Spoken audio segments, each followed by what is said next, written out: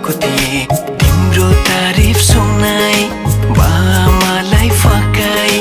तिम्रो तारिफ सुनाई बामालाई फकाई ए आउँदैछु अहिले न तिमीलाई हेर म त बाजा बजाई बेहुली बेहुली